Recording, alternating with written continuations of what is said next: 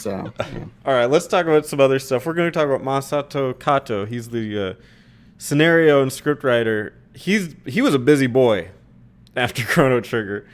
Of course, we're talking about the Dream Team, and on this one, he did Chrono Trigger, of course, and then he did like his own little solo project, which is called Radical Dreamers. Radical Dreamers.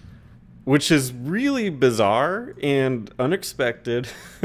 And most people probably have never played it, and I would count myself in that. I'm not going to speak for you guys, but I've certainly never played Radical Dreamers before. No. I played the real Radical Dreamers. Chrono Cross? Yes, Chrono Cross. I'm just going to go briefly into what Radical Dreamers is.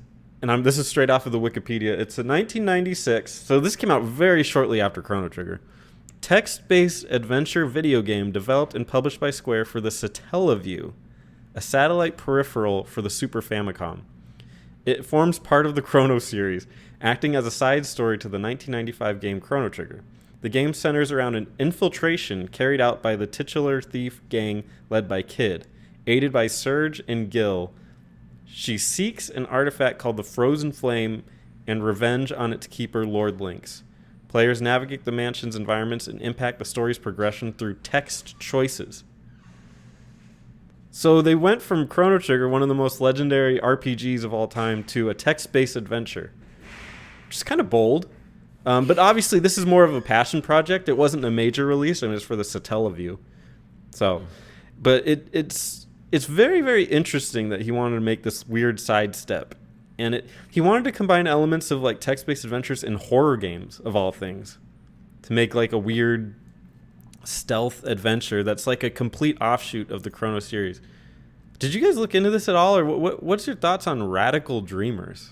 Yeah, I looked into it after beating the game to be like, all right, well, what the hell is going on here?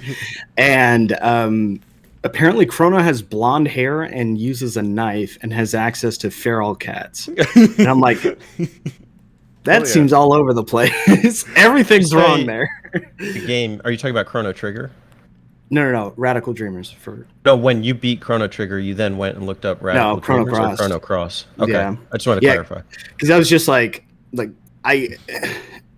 all right, I'm not gonna lie to you guys. There were certain parts I was confused about this game. Yeah. And I was like, all right, well, it's time to do some research. And then Radical Dreamers got brought up, and I was like, look at all this weird shit. And it's Kid, Surge, and Gil. Yeah. Gil. Yeah. Missed opportunity. Yep. Still stupid. Well, I but believe whatever. it is. I believe it is in that game, Magus. I think he is Magus, but he calls himself Gil. Yeah. And it's like, bro, why did you... Whatever. Positive. We're positive here. Teddy, Good music! Teddy, have you looked into this one at all? Sure. So I'm aware that, Radical Dreamers, I don't know if I'd go so far as to call it a failed concept. I think it is a product of its time, but I think it's also representative of the mindset of the team. This is not the Dream Team anymore.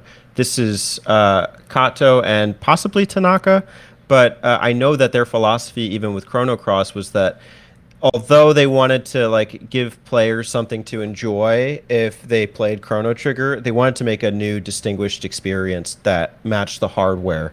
And so I haven't played Radical Dreamers. I can't speak to how good or how well it matches with whatever the hell the Satellaview is or does. But, I can say that's probably their inspiration going into the thing. I think based on the description, it still sounds like a step back into the CRPG era, computer RPGs. And I don't know, I think maybe gamers were kind of past that at that point. Oh yeah. This and I think it had to do with the budget. Is they're just they're not given exactly a lot of money to make this, so you're just kind of having fun. But yeah, I mean it would be very hard for me to play a game like Radical Dreamers today, and I would assume at the time it would be very confusing for anybody stepping into that, being like, it's very odd that this comes from Chrono Trigger, like it's somehow connected to it, which.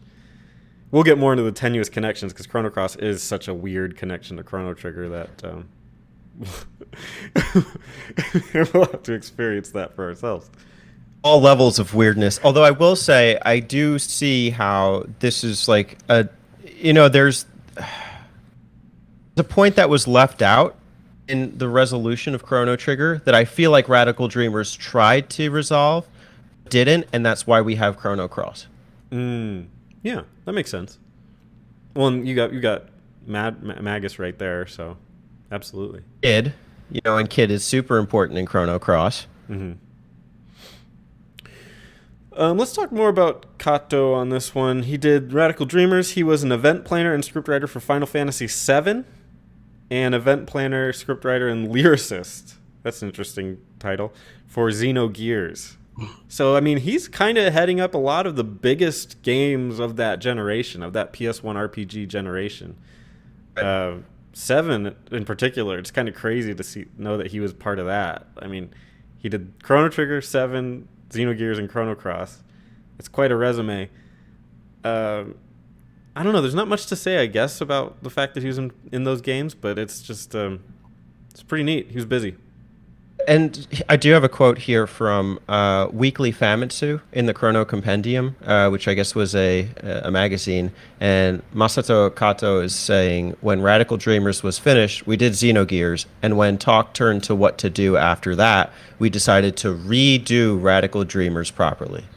Implying then that Chrono Cross would be that Radical Dreamers. Oh, interesting. So yeah, that does kind of tie it back together, that it is basically the real Radical Dreamers, or at least the game version of Radical Dreamers.